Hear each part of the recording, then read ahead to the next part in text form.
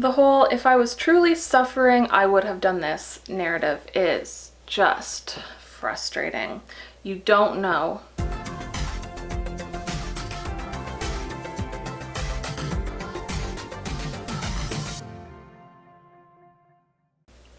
Hi everyone, welcome to this week's video. I'm gonna talk about it. I wasn't going to. I generally don't pay that much attention to celebrity or royal gossip, pop culture in general, and just meh to me. And I honestly didn't even know this was a thing until the aftermath happened and I saw it all over the internet. And of course, I am talking about the whole Meghan Markle thing. I've seen a lot of stuff on the internet that was very upsetting. I know a lot of people are talking about this, so generally when that happens, I don't like to be a bandwagon jumper. I don't really want to, jump on bandwagons, which is weird because as a YouTuber, I probably should do that for my videos and for views and whatnot, but it's just never been who I am. When something becomes extremely popular or everyone's talking about it, I want to run as far away from it as possible. Partly why I never watched Game of Thrones. Don't at me about that. Anyway, I saw some clips from it. I tried watching the whole video. CBS apparently doesn't like Canada, so I couldn't watch it. But I've seen enough clips from it to kind of know what I'm talking about, and also being aware that there's a lot more that I didn't hear. Based on a lot of what I've seen on the internet and what I've seen other people saying about what she was talking about, and in this I'm really just talking about mental health because that's sort of my area. So I'm not going to be addressing the other issues like racism because that in itself is a whole other video. What really irked me was the amount of people online and people with platforms saying that they did not believe Meghan Markle when she shared that she was having suicidal thoughts and ideations. And that just made me mad. Mad for a few reasons. So I decided that while lots of people are talking about this, I'm going to add my voice too, because we need more people speaking up and sharing their truth and making people who also suffer with suicidal thoughts and ideations feel okay, feel like their thoughts and feelings are valid, and that they can seek out help without people just dismissing it. I want to lend my voice to that, and that is why I'm talking about this today. So I'm going to cover a few different topics here. First, there's Piers Morgan. Everyone knows that guy. I don't like to be too mean, so it's hard to really talk about him for me, because I don't want to say mean things, but it's hard not to. But basically, he said some really dangerous comments about Meghan Markle, and I'm not saying dangerous to her. And the problem is that so many people heard it because of how large his platform is. He's on a show that tons of people watch. And him saying these comments about not believing her, despite not actually having a conversation with her, not truly knowing what is going on in her life, because I don't care what you think or what you've seen or what you've seen her say. You don't know what is going on in her life. You don't know what has happened behind closed doors unless she tells you. And because he felt so confident to say that he doesn't believe her, just shows how alive and well this stigma around mental health and suicide specifically is. The reason these comments were dangerous is because, statistically speaking, there were a lot of people watching his show that suffer from depression and have potentially had suicidal thoughts. Statistically speaking, there would at least be a few people watching his show that have actually thought about suicide. And statistically speaking, there'd be at least one or two people watching that might have been thinking about doing it, might have a plan. Seeing him say these things has just told those people, no one's going to believe you. No one's going to believe you if you come to them with this. No one's going to help you. And so where are they going to turn? Basically, someone who's in danger right now, who saw his comments, might not have gone to get help. They might have been thinking about it, and they might have seen that and thought, no one's going to believe me, so there's no point. They are worried about being judged and gossiped about now because of these comments. And I don't know about him, but personally, I would hate to think that something I said caused someone's life to end. because it's possible someone's life has ended because of him specifically. And also in general, okay, I said I wasn't gonna be mean, but I'm gonna now. Yeah. He's pathetic. He is so pathetic. Sorry, not even a little sorry.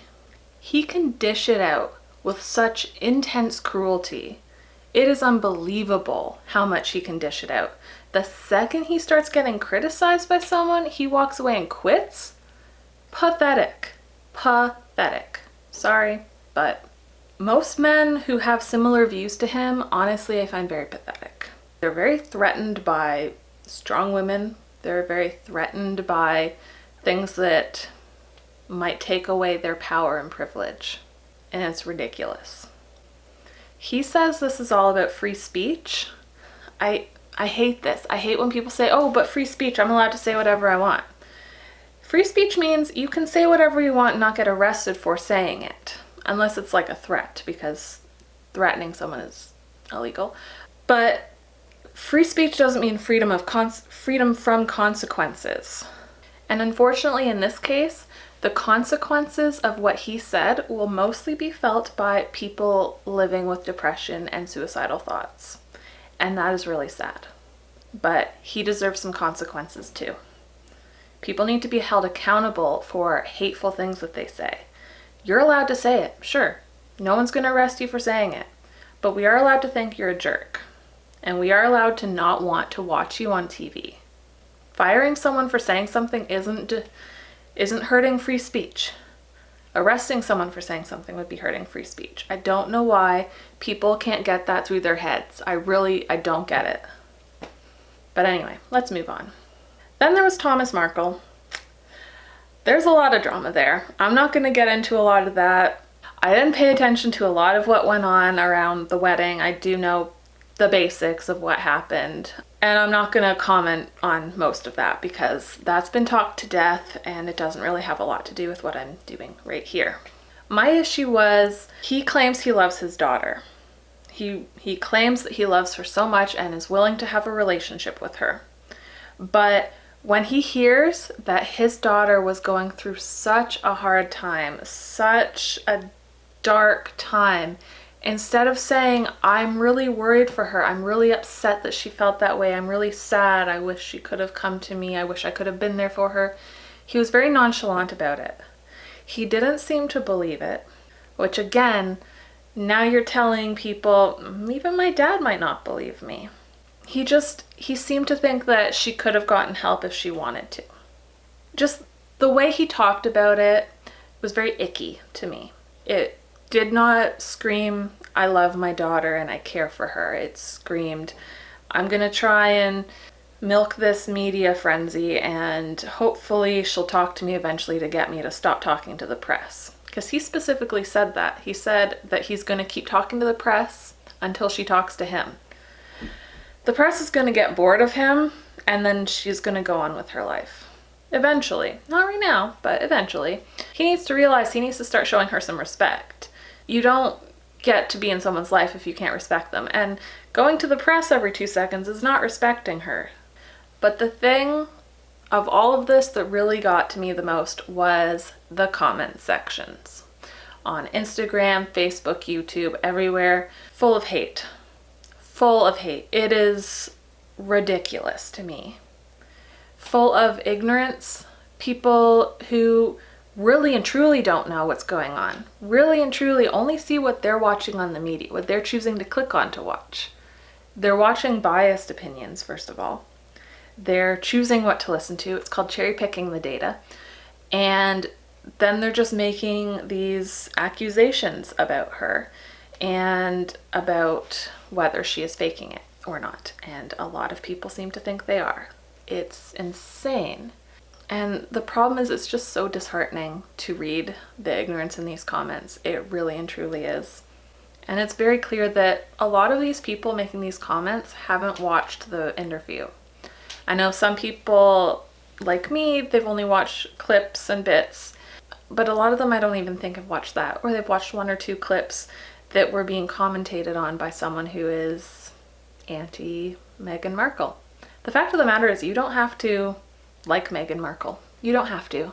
That has nothing to do with whether you believe that she was struggling with suicidal thoughts or not.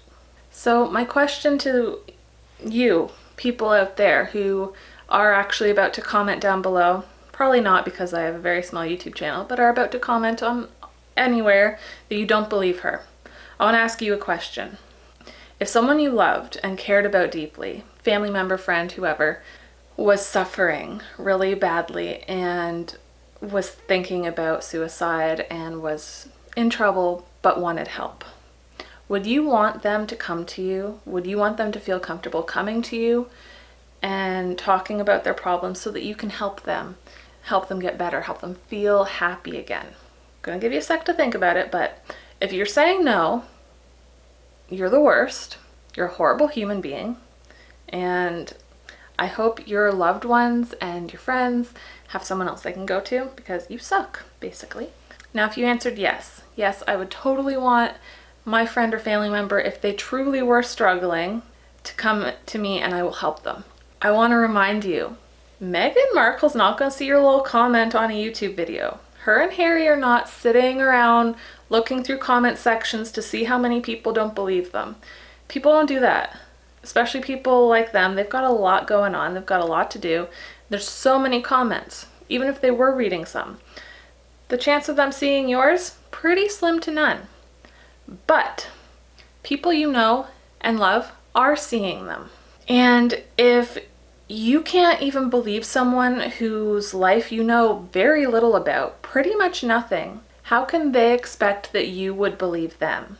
Because think about it, you really have no idea. And you're already so quick to say, I don't believe it. She's not suicidal. She didn't have these feelings. She's just saying that. And you know what, guys? What if she is? Maybe she is. Who knows? Maybe she is faking it. But saying this, all you're doing is telling people around the internet, I'm not going to believe you if you come to me with suicidal thoughts. You're telling people that people who come forward with suicidal thoughts are not going to be believed. So if you can't believe Meghan Markle, or if you can't believe her so strongly that you're making a point of saying, I don't believe her, then your friend is not gonna trust that you'll believe them either. And in that case, they'll go to someone else, or they won't. And something truly horrible might happen. Something that could have been prevented if only that person felt comfortable going to someone in their life. The other trend with comments that I saw was, if it were me, I would have blah, blah, blah, blah, blah. I would have gotten help. I would have found a way. I would have gone elsewhere for help. The whole, if I was truly suffering, I would have done this narrative is just frustrating. You don't know the whole situation, and you will never know how you would handle a situation until you are put in said situation. Everyone handles things differently. I can only imagine why she dealt with things the way that she did. If I were to guess, and this is a guess, and also just, you know, maybe an exercise for you to try and look at things from different perspectives now and then, my guess is she went to these people that are higher ups in the monarchy and said, I am struggling, please help me. And when they dismissed her, she didn't think that there was anywhere else to go other than talking to her husband. Where else would she have gone if these people who were really supposed to be there for her, protecting her, if they aren't going to help her, then who else is? She also, we don't know, she could have been told you can't go outside for help because that might get in the tabloids.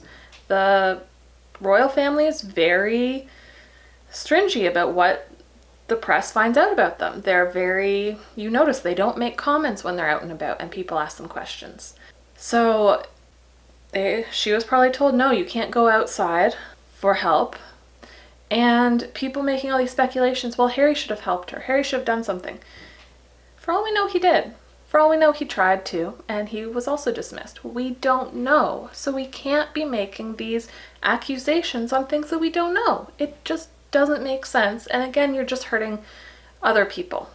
Personally, I believe, and again, this isn't, I'm not stating this as a fact, but I am quite certain that if Meghan had gone to them and said, my knee really hurts, I think I twisted it, they would have had a doctor come and look at her knee.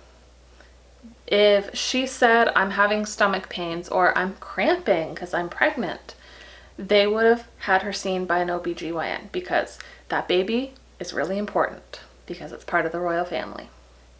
You can see someone limping. You can see someone, you know, in stomach distress, or a pregnant woman saying that she has cramps is going to be taken relatively seriously. An illness or injury that can be seen is going to be helped. And they will probably talk to the press about it. They would probably say, yes, Meghan had this problem and we're doing all this for her because we're awesome. Just like when Kate was pregnant, she was suffering from, I cannot pronounce it, HG, hypermesis, blah, blah, blah. It's really intense morning sickness. I'm pretty sure I was like on the edge of having that when I was pregnant. But anyway, they told people that she had that, mainly because she had to miss some engagements, but they helped her with it. They did what they could. This, I think they were worried about their image. Again, I don't know. But all I know is she is a woman who's saying she needed mental health care. She was in crisis. She asked for help and it was denied to her. And therefore, hopelessness set in. So here's the deal, guys. I don't 100% blame the monarchy. I don't blame anyone specifically for this stigma. It's society. I blame the people who are trying to keep the stigma alive and well, I guess. But in general, it's society. The way we talk about and treat suicide it just needs to change.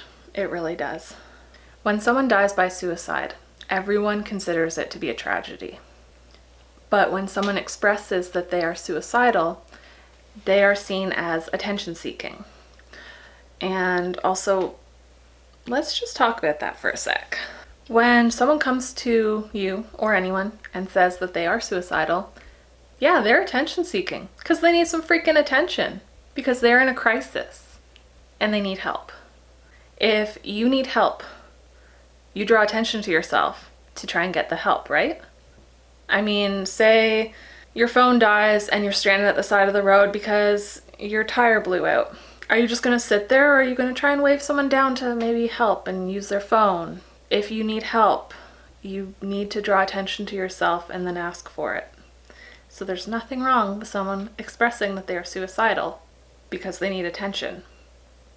They need it. When somebody dies by suicide, everyone is there. People attend the funeral. People are there for the friends and family to help them grieve. People are sad. When someone expresses suicidal ideations, people avoid them. People feel burdened or irritated that they have to deal with this person. No one is there. People try and get away as fast as possible. When somebody dies by suicide, everybody wishes they saw the signs. Everybody thinks, what if I saw the signs? What if I could have stopped them? When someone is suicidal, everyone ignores the signs and pretends they don't exist, or dismisses the signs as, again, attention-seeking. They need attention. When someone dies by suicide, everyone wishes they hadn't done it. Everyone wishes that they could go back in time and that that person wouldn't do it. When someone expresses being suicidal, no one believes they will do it. And that is the problem. If you want to avoid all these horrible things when someone you know or love dies by suicide, you don't want to feel bad because you wish you saw the signs, then start looking for the signs. If someone comes to you with thoughts of suicide, even if they say, I'm fine, I don't think I'll do it, take it seriously. Because coming to you in the first place, even if they're trying to brush it off as, but it's no big deal, that's a defense mechanism. If they're brave enough to come to you with it, they probably do need the help. And they're probably already in a crisis. Do whatever you can to let that person know that you are there for them and that you support them. And if you do feel like this is over my head, I really don't know what to do, I don't know how to handle this, that's fine. You just need to be there for them and offer to help them get the help. Finding the help is also really difficult. It's probably more difficult than speaking to a loved one, which is why they come to you first. Offer to drive them to the emergency room if they're in immediate danger. Offer to help them research therapists. Offer to take them to a doctor's appointment and help them to speak to their doctor. But more than anything, just let them know you believe them, you support them, you want them to be alive, you want them to stay alive, and you want to do whatever you can to help them. Ask them what they want you to do. Ask them what they need from you. Just believe them. That's all.